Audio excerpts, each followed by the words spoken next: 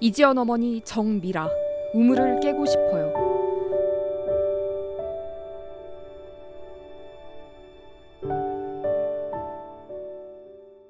제가 그랬어요. 나 분향소 안 나왔으면 지금 어떻게 살지 상상할 수도 없다고요. 그랬는데 엄마들이 지연이 너만 안 와서 엄청 기다렸다고, 많이 보고 싶었다고 그러더라고요. 집에서 못 나왔어요. 못 나오겠더라고요. 매일 지연이 산에 있었어요. 다른 분들은 다 추모관에다 했더라고요. 근데 지연이는 원래 성격이 갇혀 있는 걸 너무 싫어하고 활발한 아이여서 산에 잔디장으로 했거든요. 가을 겨울도 눈이 오나 비가 오나 매일 지연이한테 갔어요. 그리고 계속 집에. 지연이 짝꿍이랑 지연이 주변 친구들, 그 다음에 우리 가족들끼리 저를 혼자 놔두면 안 되니까 사람들이 계속 왔다 갔다 했어요. 계속 와서 보고 가고 챙겨주고 가고. 근데 계속 가슴에 응어리가 생기더라고요. 억울한 감정이 너무 많이 쌓이니까. 그런 다음에 화가 또 쌓이고. 공허해요. 가슴에 총 맞은 것처럼 뭘 채워도 채워지지 않는. 혼자 집에서 끙끙대고 있었는데 나까지 어떻게 될까 싶을 정도로 무섭더라고요. 밤에 잠을 못 자고 수면 유도제 먹고 자고 아침에 일어나면 약 기운 때문에 미치겠더라고요. 이 화를 어떻게 풀 수가 없어서 지연이 산에 가서 소리도 지르고 이름도 불러보고 그래도 안 돼요. 가슴이 너무 아파. 저는 단톡방에 안 들어가 있는데 지연이 아빠는 들어가 있잖아요. 애기 아빠가 집에서 한 번씩 얘기를 해줬었어요. 오늘 가족분들 전주 분향소에 다 오신 것 같다고. 그러냐고. 난 아직 안 가고 싶다고 처음에 그랬어요. 더 아플까봐. 엄마들 다 그러거든요. 좋은 곳에 가 있어. 그곳에서 아프지 말고. 근데 여기에 지연이가 항상 있잖아요. 그게 안 맞는 것 같아서. 제대로 떠나보내지 못하고 계속 여기서 붙잡고 있는 것 같아서요. 참사에 대해 어려운 숙제를 해결하지 못하니까 부모들이 아이들을 계속 데리고 있잖아요. 그래서 그랬어요. 그래도 뭘 보고 오고 싶었냐면요. 뉴스에서 봤어요. 전주에서 한 달에 한 번씩 추모회 하는데 그날 아이들 사진을 다 들고 가슴에 안았다고 했던 것 같아요. 엄마 아빠가 없으니까 지연이 사진을 다른 부모님이 안았다고 하더라고요. 그게 제 가슴을 찌르더라고요. 지연이가 얼마나 나 찾았을까 그 생각했어요. 엄마 아빠 없이 저렇게 덩그러니 애기만 거기다 놔두면 절대 안 되겠다 그런 생각도 들었고요. 그래서 마음이 확 바뀌었어요. 가봐야 되겠다.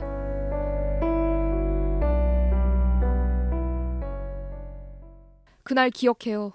3월 말에 진실버스 오기 전에 분향소를 왔으니까 3월 셋째 주쯤 되는 것 같아요. 일요일이었죠.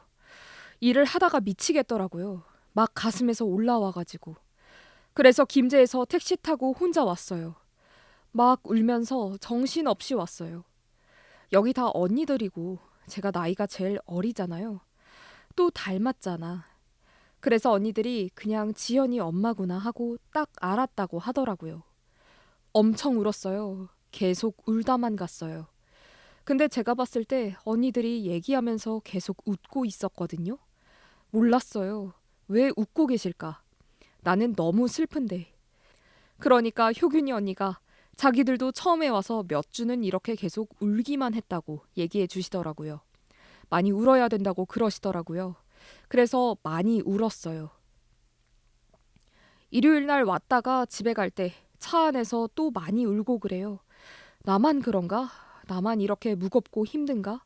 그런 생각 많이 했거든요. 그래서 다른 언니들한테 물어봤어요. 다 힘들다고 하시더라고요. 같이 있을 때는 애들 얘기 나누고 또 육아협 얘기 나누고 하다가 집에 가면 많이 울어요. 서럽다고 해야 되나? 지연이가 옆에 없는 게 서럽더라고요.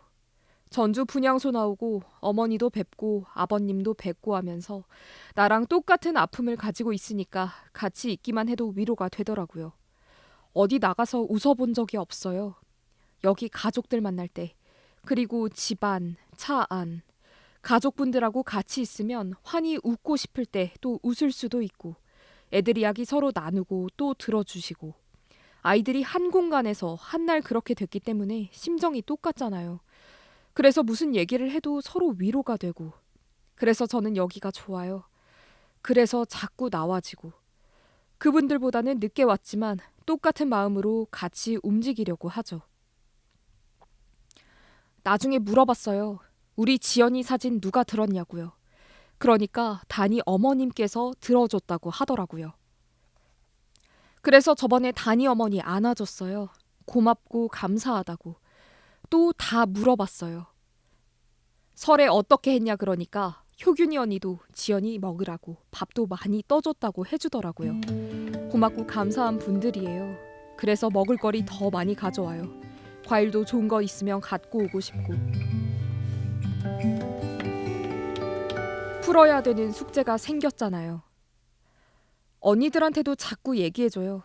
방에만 계시지 말고 뭐라도 하시라고요. 그 힘듦이 보이니까요. 몇 개월간은 엄마들이 다 똑같아요. 잘 먹지도 않고 매일 약으로 주무셔야 되고 없던 병이 생기고 그런데 병원을 안 가세요. 몸을 혹사시켜요. 잘 먹는 것도 미안하고 잘 자는 것도 미안하고 환히 웃고 있는 것도 미안하고 부모들은 아이들 앞이 죄인이거든요. 집에 가면 또 힘들어요. 아이가 없는 방도 가야 되고 쓰지 않는 아이 물건도 봐야 되고요. 똑같아요, 처음하고. 그렇지만 같이 힘을 낼 수 있는, 손잡을 수 있는 가족들이 생겼잖아요. 그래서 더 단단해지려고 노력해요. 그래서 지연이한테 얘기해요. 그래도 엄마가 지금 잘 먹어야 이길 수 있고 더 씩씩해져야 굳건하게 이길 수 있다고. 그런 마음으로 항상 얘기해요. 하루를 정신없게 보내려고 노력은 해요. 침대 속에 누워있으면 계속 눈물만 나거든요. 그러니까 아침에 눈 뜨면 무조건 그냥 나와요. 침대 속으로 안 들어가. 그렇게 계속 마음을 먹어요. 그리고 운동 갔다 오고 못 가는 날은 집에서 그냥 계속 뭐라도 하려고 하고요. 애들이 방학 동안에 집에 와 있었잖아요. 그래서 애기도 먹여야 되고 애기 아빠는 계속 일하니까 먹어야 되고요. 아이들 앞에서는 울 수 없어요. 그 아이들도 큰언니, 큰누나가 그렇게 된 슬픔 다 알고 있지만 그렇다고 제가 방구석에 들어가서 매일 울 수는 없잖아요. 엄마 노릇을 해야 되잖아요. 지연이 동생들이 엄마의 힘든 모습을 계속 보고 있으니까 너무 힘들고요. 그래서 억지로라도 기운을 내고 살아가고 있죠. 애들 앞에서 씩씩하게 보이려고 하고요. 3달인가 4달인가 계속 약을 먹었거든요. 위는 위대로 다 망가져가지고 약 먹어야 돼. 머리는 머리대로 신경을 너무 많이 쓰니까 신경통약에 두통약에. 내가 이렇게 아프면 누군가 또 나를 힘들게 바라봐야 하는데 나 혼자 몸은 내가 챙겨야 되겠구나. 이렇게 매일 힘들고 아프게 살면 지연이 아빠가 힘들고 지연이 동생들이 힘들고 하늘에서 바라보고 있는 지연이가 엄마 왜 그래? 그러는 것 같더라고요. 그래서 생각을 바꾸게 됐어요. 할 때 하더라도 건강 챙기면서 해야 되겠다. 제가 46년 살면서 운동을 이만큼도 안 하고 살았거든요. 몸 하나는 내가 건강하게 잘 지켜야 되겠구나. 그래서 매일 2km에서 3km 뛰고 땀을 쭉 빼요. 막 울면서도 빼고. 그게 거진 2달 됐거든요. 약이 하나씩 끊어지더라고요. 하나씩 조금씩 바꿔 나가고 있어요. 그렇게 노력하지 않으면 어떻게 될 것 같더라고요. 제가 어떻게 된다고 한들 이 세상이 알아주겠어요? 부모들이 다 날뛰면서 매일 걷고 소리 지르고 얘기를 해도 알아주지 않는 이런 세상인데 그래서 좀 더 단단해지고 강해져야 된다는 생각이 들더라고요. 짧은 싸움이 아니잖아요. 긴 싸움이잖아. 지금은 눈물보다도 풀어야 되는 숙제가 생겼잖아요. 해결되지 않은 숙제를 열심히 해야 되기 때문에 서로 손잡고 힘을 내게끔 응원을 해주죠. 매일 밑으로 내려가는 엄마들도 많거든요. 마음이 같이 아파. 인사할 때 안아주면서 그래요. 어머니 잘 드시라고. 애기 위해서 건강해야 한다고. 그러면 또 서로 우리 잘 먹고 봅시다 하고 또 헤어져요. 전화를 벨소리로 한 적이 한 번도 없어요. 나는 우리 지연이 위해서 사는 엄마고 또 우리 엄마는 나 위해서 사는 엄마거든요. 똑같아요. 근데 엄마 목소리 들으면 솔직히 더 힘들어요. 전화를 하지 말라고 해요. 엄마 목소리 들으면 눈물부터 팍 쏟아지거든요. 그래서 엄마는 지연이 아빠한테 전화해서 괜찮냐고 물어보고요. 힘든 모습을 보여주지 않고 싶더라고요. 엄마한테, 어느 누구한테도. 지연이 그렇게 된 뒤로 전화를 벨소리로 한 적이 한 번도 없어요. 전화 오는 것도 싫고 받는 것도 싫고요. 친구들도 많고 지인들, 언니들, 동생들도 많은데 지연이 그렇게 된 뒤 한 번도 안 만났어요. 만날 수가 없더라고요. 한 번은 이런 일도 있었어요. 모임 같은 게 많았는데 작년에 싹 정리를 했거든요. 나중에 어떤 한 친구가 그런 소리 하더라고요. 처음에는 미라 너도 많이 힘들 것 같다 생각했어. 근데 몇 개월 지나면 괜찮겠지 하고 그냥 놔뒀다. 진짜 상처받았어요. 어떻게 괜찮아질 거라고 생각을 하지? 절대 괜찮아질 수 없거든요. 사람들한테 상처받는 거 되게 많아요. 아는 사람 전화하면 오늘 목소리 왜 그래? 왜 이렇게 기운이 없어? 그런 말들. 제가 반갑게 전화 받을 수 없잖아요. 그렇게 얘기하면 할 말이 없는 거예요. 지연이 이렇게 돼서 지금 너무 힘들어. 얘기를 할 수가 없잖아요. 그래서 일외에는 사람 안 만나요. 뭐라고 얘기를 해도 제가 흔들리지 않고 단단하게 딱 서 있으면 되는데 사람인지라 찌르면 아프고 때리면 아프고 상처받으면 못 일어나고 그러거든요. 근데 상대방은 모르죠. 그 말에 내가 아프다는 걸 모르니까 하죠. 알면 못하죠. 위로받는 때도 있어요. 아무 연락 없이 그냥 좀 잘 챙겨 먹어 하고 집으로 음식 보낸다거나 뭐 챙겨서 보낸다거나 오히려 그런 건 좀 위로돼요. 말보다. 일은 하는데 서비스 업종이잖아요.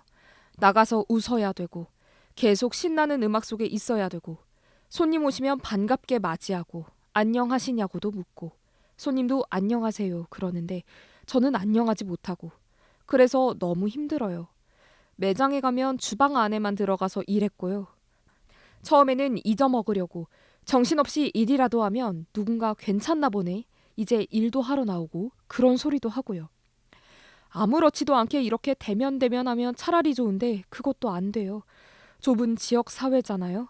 다 알잖아요. 아는 사람들 찾아오면 인사해야 되고 맨날 울상 지으면서 장사할 수는 없고 그렇게 아픈 뒤로 지연이 아빠가 많이 나가 있고 저는 큰일 아니면 가게 많이 안 나가요. 8월 초에는 직원들이 휴가 기간이어가지고 어쩔 수 없이 계속 일을 했고요. 운동 갔다 오고 집안일하고 뭐 일정 짜지면 왔다 갔다 하고 그렇게 해야 상처 좀 덜 받더라고요. 그 대신 신랑이 힘들죠. 신랑은 손님들이 그렇게 대하는 걸 똑같이 받아야 되니까요. 같이 나와서 손 잡으시라고 얘기해주고 싶어요. 지금은 엄마들이 다 그래요. 10월이 오는 게 너무 두렵다, 너무 무섭다. 오늘 오다 보니까 가로수길에 나무가 색깔이 하나씩 바뀌었더라고요. 가을이 오는 게 너무 무서워요. 너무 힘들 것 같고 아플 것 같고요. 그래서 빨리 활동을 또다시 만들라고 해요. 엄마들이 할 수 있는, 소리 지를 수 있는 이런 활동을 해달라고요. 삼보일배, 그게 기억에 남죠. 저는 이틀 차에 가서 했는데 서울에 비가 엄청 왔어요. 처음에는 좀 담담하게 씩씩하게 참여하려고 했는데 빗방울 튀는 아스팔트 위에 얼굴을 대니까 감정이 다 쏟아져 나오더라고요. 왜 이렇게 몸도 정신적으로도 다 힘든 우리 부모님들이 육체적인 것까지 힘들게 해야 되나. 화도 너무 많이 나고요. 그런데 또 간절하게 빌게 돼요. 제발 억울하게 간 우리 아이들 명예회복 필요하고 다시 철저히 조사해가지고 그날 그 상황을 만든 나쁜 사람들 벌도 받아야 되고 그럼 뭐라도 할 테니 제발 법 제정해야 된다고 제발 좀 해주라고 제발 해서 하늘에 있는 우리 아이들이 정말 환하게 웃고 있으면 좋겠다고 저라면서 계속 그랬어요. 아마 엄마들은 아이를 낳는 그 순간부터 그 느낌 다 기억을 할 거예요. 지연이 처음 태어났을 때 한 발 걸을 때 엄마라고 부를 때 밥을 처음 먹었을 때 그런 게 계속 파노라마처럼 스쳐 지나가더라고요. 그 간절함에 또 절을 하게 돼요. 엄마로서 뭐라도 할 테니 제발 이거 좀 이루어지게 해달라고요. 안 힘들어요. 안 힘들고 에너지가 생긴다고 해야 되나? 일정이 짜이면 가고 싶어요. 힘낼 수 있는 가족들이 있고 가서 제 가슴에 쌓였던 걸 풀잖아요. 조금 해소가 돼요. 지연이를 위해서 그래도 뭔가 한다는 거. 우리 애기 이름으로 뭐라도 한다는 거. 소리라도 한번 질러보고 제발 좀 봐달라고 알아달라고 얘기하는 거. 아직 해결되는 문제는 없지만 그래도 조금씩 나아가고 있으니까 희망적인 생각을 많이 해요. 그러면서 서로 엄마들끼리 좀 힘을 좀 더 내는 것 같아요. 육아협 활동을 안 했다면, 이렇게 나오지 않았더라면 혼자 가슴에 응어리를 품고 살겠죠. 있는 아이들 잘 키우고, 그렇지만 화병은 더 많이 생겼을 것 같아요. 그래서 뿌리치고 나오길 잘했다. 다행이라고 생각해요. 못 나오고 계시는 부모님들이 지금 많이 있잖아요. 알려주고 싶어요. 나오시라고. 혼자 고통을 감내하지 마시고 같이 나와서 손잡으시라고 얘기해주고 싶어요. 따뜻하게 잡고 싶어요. 저도 더 이상 아파하지 않고 이겨내려고 노력을 하고 있잖아요. 그분들도 그랬으면 좋겠어요. 하나하나씩 이겨냈으면. 저는 제 방식을 찾거든요. 못 찾는 엄마들이 많이 있어요. 제가 억지로 끌고 같이 할 수는 없고 얘기는 해줘요. 했으면 좋겠다. 국회 행진할 때 서울 분향소에서 국회까지 하루에 8.8km 걸었어요. 선두에 걷는데 뒤를 보니까 시민분들, 그 다음에 서울 분향소 지지해주는 분들, 시민대책회의분들, 야 사당 의원님들 같이 걷고 소리 질러주는 거 보고 도와주는 분들이 많이 있구나. 사회를 이렇게 살아야 되는구나. 그렇게 느꼈어요. 나는 우리 아이를 위해서 당연히 참여를 하지만 전혀 관여가 되지 않은 사람들이 같이 걸어주고 울어주고 손잡아주고 기운내라고 안아주고 저는 그렇게 살아오지 못했는데 한편으로 너무 고맙고 감사하고 또 미안한 마음도 들었어요. 본인의 시간을 할애해서 그 힘든 것을 저희랑 똑같이 하셨거든요. 엄청 더웠거든요. 땡볕이었잖아요. 한여름. 덥고 비 오는 날도 땀 뻘뻘 흘리면서 같이 걸어주시고 중간중간 쉴 때 물도 나눠 먹고 어머니 기운 내시라고 그런 말씀도 많이 해주시고요. 그런 데서 힘을 또 얻죠. 그분들 때문에 더 많이 울기도 했어요. 감사함, 미안함. 이런 일이 일어나지 않았더라면 우리가 이렇게 볼 기회도 없었겠지만 사회 자체를 다시 보게 됐어요. 그래서 이번 일 겪고 나서 우리 두 딸들한테 얘기를 했어요. 이렇게 힘든 와중에 손잡아주는 분들이 많다. 이렇게 살아야 한다. 물론 나 혼자 살기 너무 팍팍한 세상이긴 하지만 알고 사는 거랑 모르고 사는 거는 다르니 알고 있어야 된다. 그리고 엄마가 이렇게 도움을 받았으니까 우리도 누구한테라도 도움을 나누고 살아야 된다고 얘기한 적 있어요. 나 혼자 힘으로는 안 되잖아요. 집회하면 경찰 기동대들이 엄청 나와 있어요. 행여 자기네들 어떻게 될까봐. 이번에 삼보일배 할 때 시민분들이 엄청 많이 나왔어요. 집회 신고를 100명 정도 했는데 훨씬 많으니까 경찰들이 길을 막더라고요. 20명은 빠지라 이거예요. 한 20분간인가 그 자리에 서 있었거든요. 그런 거 보고 진짜 화났어요. 나중에 변호사님이랑 시민대책회의분들이랑 해서 어떻게 해결봐가지고 집회하긴 했는데 너무 어이없더라고요. 정말 황당하더라고요. 집에 오면 또 힘들어요. 기차 안에서 내려올 때 되게 힘들어요. 그 감정을 뭐라고 해야 되나? 허해. 일정 짜여서 올라가면 이렇게라도 해보자. 이렇게라도 해야지 하고 힘을 내서 하거든요. 했는데 뉴스 보도 안 나왔대요. 부모님들이 정말 애쓰고 활동 진짜 많이 하시는데 그런 거 보면 너무 마음 아프고 가슴이 짠하더라고요. 그러니까 대상자 없이 하는 싸움 같아요. 벽 보고 싸운다는 기분이 들어요. 가슴 아픈 사람이 한 사람이 아니잖아요. 상처받은 사람이 이렇게 많은데 왜 바라봐주지 못하나. 정말 이상한 사람들 같아요. 저번에 추모회 때 발언을 했는데 제가 그랬어요. 얘네 우물 안에 개구리들 같다고.